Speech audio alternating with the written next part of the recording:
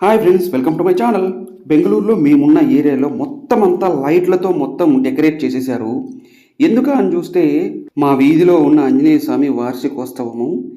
ఈ ఆంజనేయ స్వామికి ప్రతి సంవత్సరం కూడాను ఇలాగే జరుగుతుంటుంది, ఇలాగే జాతరలాగా జరుగుతుంటుంది. ఒకవైపు ఏమో హోమం చేస్తుంటారు, మరోవైపు పూజలు చేస్తుంటారు. మొత్తం డెకరేట్ చేశారు. ఇంతకుముందు దీనికి కాంపౌండ్ వాల్ చాలా చిన్నగా ఉన్నది ఈ టెంపుల్కి. ఇప్పుడు మొత్తం దాదాపు 10 ఫీట్స్ లేపేశారు, మొత్తం అంతా కూడా కవర్ చేశారు. ఇది అరికేరిలో ఉంటుందండి.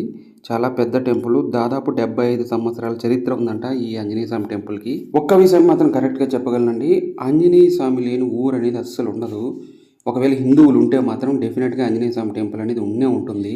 ఏ రాష్ట్రంలో పోయినా కానీ మన హిందువులకి పరమత సహనం అనేది ఖచ్చితంగా ఉంటుంది. ఎందుకంటే ఒక ముస్లిం తీసుకోండి, క్రిస్టియన్ తీసుకోండి, ఎవరైనా కానీ మన హిందూ ధర్మంలోకి రావచ్చు అనమాట. మనం ఎవరిని ఫోర్స్ చేయమన్నమాట రమ్మని చెప్పేసి. మనం కూడా వెళ్తాం, చర్చిలకు వెళ్తాం, మసీదులకు వెళ్తాం, వాళ్ళు పెట్టిన పలహారాలు తింటాం, దర్గాలకు వెళ్ళి మనం చక్కెర చదివించుకొని తింటాం, చాలా అపురూపంగా తింటాం. చర్చిలోకి వెళ్ళి భోజనాలు కూడా తింటూ ఉంటాం. కానీ వాళ్ళు మనం ఇచ్చిన ప్రసాదం ఎందుకో తినరు, ఏదో చెప్తుంటారు. ఏదో దానికి కారణం నాకు ఇంతవరకు అర్థం కాలేదు. ఎవరైనా క్రిస్టియన్స్ ఈ వీడియో చూస్తుంటే దయచేసి కామెంట్ చేయండి, ఎందుకు మీరు తినరు అని చెప్పేసి వ్యాలిడ్ రీజన్ చెప్పండి. నేను తెలుసుకోవాలనుకుంటున్నాను, నిజంగా నాకు తెలియదు ఎందుకు మీరు తినరు అని చెప్పేసి. కొంతమంది క్రైస్తవులైతే హిందూ దేవుల్ని ఒక సాతానులాగా చూపిస్తుంటారనమాట. సో అది అసలు నిజంగా మింగుడు పడిన విషయము. బైబిల్ ఏం చెప్తుందంటే, వాళ్ళ మతంలో ఉన్న చెడు శక్తుల్ని సాతానులాగా చూపిస్తే హిందూ దేవుల్ని సాతాన్ అని చెప్పేసి క్రైస్తవులకి నెత్తి మీద రుద్దుతుంటారు. సో అది నాకు అసలు ఎక్కనే ఎక్కదు. క్రైస్తవులు అంటే ఏంటంటే వాళ్ళ మతాన్ని వాళ్ళు చెప్పుకోవాలి, కానీ పరమతాన్ని దూషించడము, పరమతాన్ని ద్వేషించడము అని కరెక్ట్ కాదు. నిజంగా అంటే ఇప్పుడు ఏ హిందువు కూడాను క్రిస్టియన్ నుంచి హిందువులోకి మారు అని ఏ హిందువు చెప్పడు. అలాగే ఇప్పుడు క్రైస్తవులు ఉన్నారు, ప్రతి ఒక్కరూ హిందువుల నుంచి క్రిస్టియన్లకు మారిన ఫోర్స్ చేస్తుంటారు.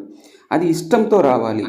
యేసు క్రీస్తు అంటే నమ్మకంతో రావాలి, క్రిస్టియానిటీ మీద ఉన్న గౌరవంతో రావాలి. అంతేగాని ఎవరో ఫాస్టర్ చెప్పారని మరెవరో చెప్పారని కన్వర్ట్ అవ్వడం కాదు. ఇక్కడ సనాతన ధర్మం అంటే మతం కాదు, అది ఒక ధర్మం. ఆ ధర్మం వేరు, మతం వేరు అనమాట. సనాతన ధర్మం చాలా గొప్పది, చాలా పురాతనమైనది.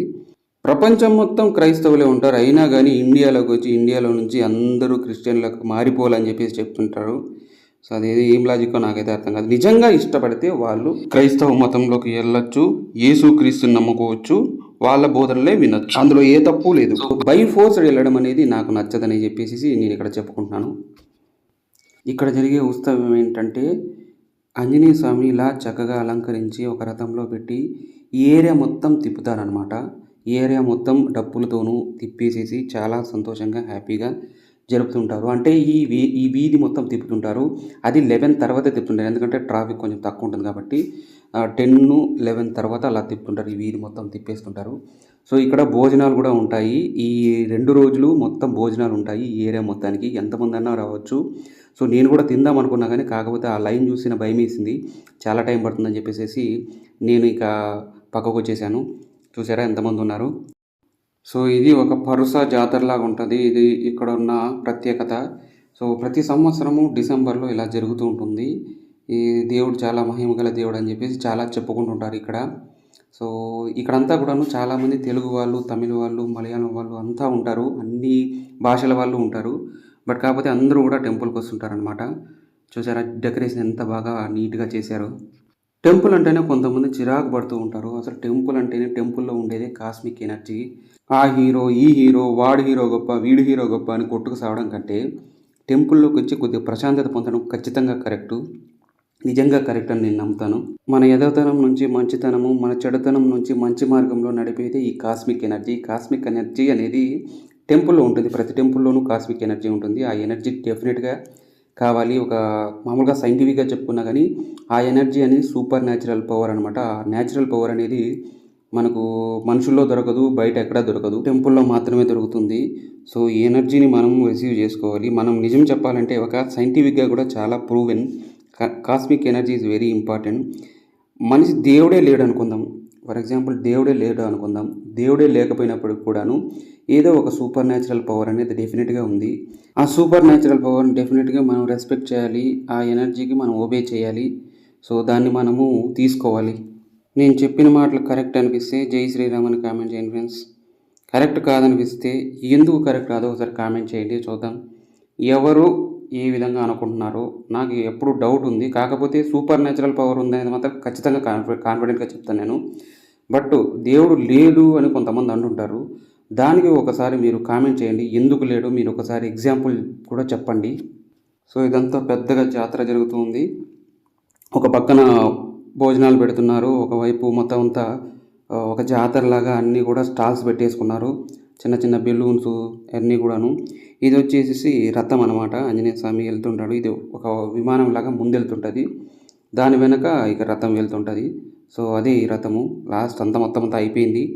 మొత్తం అంతా అయిపోయిన తర్వాత ఇక్కడ పక్కన వదిలారు.